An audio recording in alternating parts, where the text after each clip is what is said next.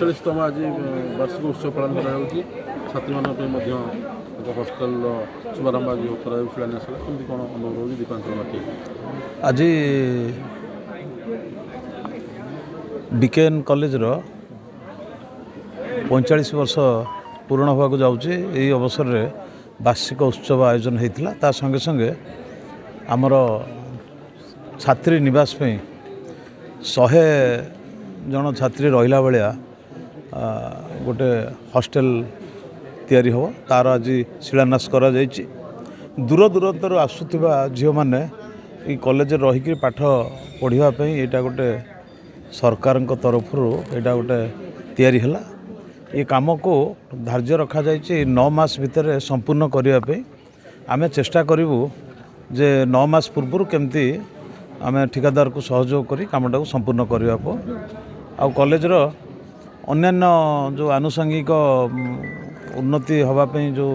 आमर प्रिंसिपाल देइछंती ता मध्य धीरे धीरे संपूर्ण करा जिवो। एठी गोटे अव्यवस्था एटा मो नजर को भी आसी नथला आज आसिला जे कॉलेज हैला पर या ऊपर इलेक्ट्रिक लाइन 11 केवी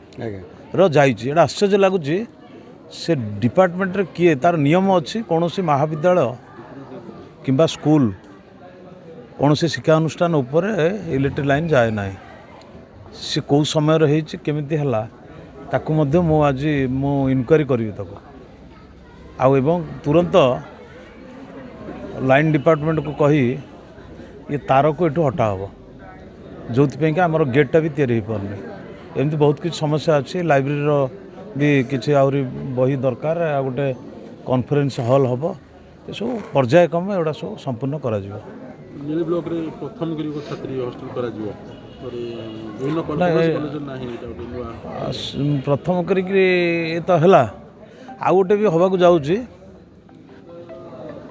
ST/SC जो हॉस्टल पिला माने पाठ पढ़ापी मो सरकार को अनुरोध करी प्रायतः हो से मु घोषणा करूना किंतु प्राय हो तेणु आम नियाली अंचलर आ गोटे प्रपोजाल दि जाइए आम 40 एकर जमी सरकार को जिलापाल माध्यम दिखाई जोटा कि सारा भारत वर्ष ना जोटा आमर अंधमुख बधिरंकर जो यूनिवर्सिटी नाही सारा भारत में नाही से मध्य प्रपोजाल जाइए जमी ऑलरेडी आम हस्तांतर कर सारे जापान सरकार और भारत सरकार मिलित भाव